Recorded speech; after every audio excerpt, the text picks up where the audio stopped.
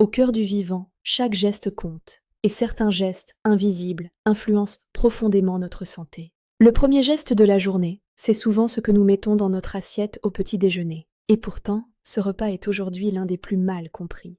Aujourd'hui, nous allons voir pourquoi le petit déjeuner peut être un véritable levier de vitalité, ou au contraire la cause de votre fatigue de 11 heures, de vos fringales, et parfois même d'une prise de poids. Car le problème n'est pas seulement de prendre un petit déjeuner. Le vrai sujet, c'est ce que vous mangez au réveil. Et vous allez voir que quelques changements simples peuvent transformer votre énergie pour toute la journée. Pourquoi prendre un bon petit déjeuner? Et surtout, dans quel cas faut-il vraiment en prendre un? Car contrairement à ce que l'on a longtemps entendu, le petit déjeuner n'est pas une obligation. La première règle en nutrition reste toujours la même, manger lorsque l'on a faim. Après une nuit de sommeil, votre corps vient de traverser environ 10 à 12 heures de jeûne. Pendant ce temps, il ne s'est pas reposé. Il a continué à travailler pour vous. Il a digéré, réparé les tissus, éliminé des toxines et régulé de nombreux processus métaboliques. Au réveil, votre organisme a donc besoin de nutriments de qualité pour relancer ses fonctions. Mais avant même de penser au contenu de votre assiette, posez-vous une question simple. Ai-je réellement faim? Si vous n'avez pas faim le matin, cela peut s'expliquer. Votre dîner était peut-être trop tardif ou trop copieux. Votre digestion n'est alors peut-être tout simplement pas terminée. Dans ce cas, il vaut mieux attendre, plutôt que manger sans faim. Au réveil, 3 hormones jouent un rôle essentiel dans votre énergie. Le cortisol, l'insuline et la dopamine. Le cortisol atteint naturellement un pic entre 6 heures et 8 heures du matin. Son rôle est de mobiliser les réserves d'énergie du corps, notamment le sucre stocké dans le foie, pour nous aider à nous réveiller et démarrer la journée. Si vous consommez un petit déjeuner très sucré à ce moment-là, vous ajoutez du sucre à un moment où votre organisme en libère déjà. Résultat, la glycémie monte rapidement, et le pancréas sécrète alors beaucoup d'insuline pour faire redescendre ce sucre dans les cellules. Cette réaction peut provoquer quelques heures plus tard une baisse d'énergie et une sensation de faim.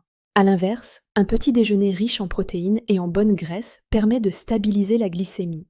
Les protéines apportent les acides aminés pour la dopamine, favorisant une énergie stable et une meilleure concentration toute la matinée. Alors découvrons ensemble ce qui constitue un petit déjeuner vraiment idéal pour votre organisme.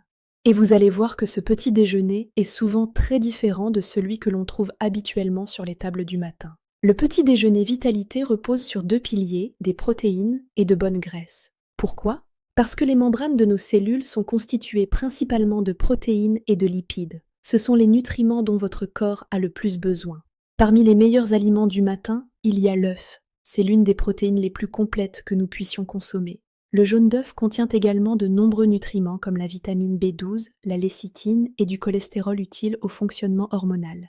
Contrairement à une idée reçue, les œufs ne sont pas dangereux pour la santé dans le cadre d'une alimentation équilibrée. Vous pouvez aussi varier vos sources de protéines, du poulet ou de la dinde, du saumon ou des sardines, du tofu ou du houmous ou du fromage. Cette diversité permet d'apporter différents acides aminés essentiels. Le deuxième élément clé est le bon gras. Par exemple, du beurre cru ou du ghee, des noix et amandes, des purées d'oléagineux, des graines de chanvre ou de chia. Ces graisses nourrissent vos cellules et apportent une énergie durable. Les glucides peuvent être présents, mais avec modération. Surtout si votre faim est importante ou si vous avez une activité physique intense.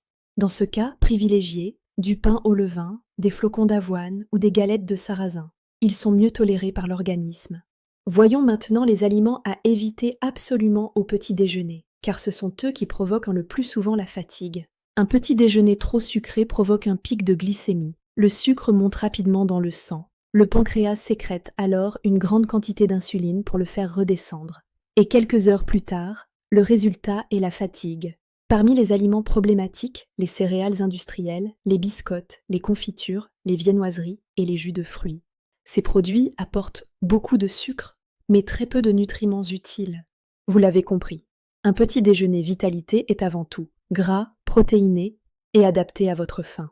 Si vous n'avez pas faim le matin, essayez simplement de dîner un peu plus léger. Et si vous avez l'habitude du sucre, faites un test. Remplacez-le par un œuf, quelques noix et une tartine au levain.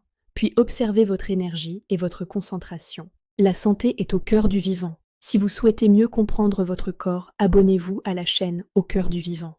Et dans la prochaine vidéo, nous verrons une question essentielle. Mangez-vous trop de sucre sans même vous en rendre compte?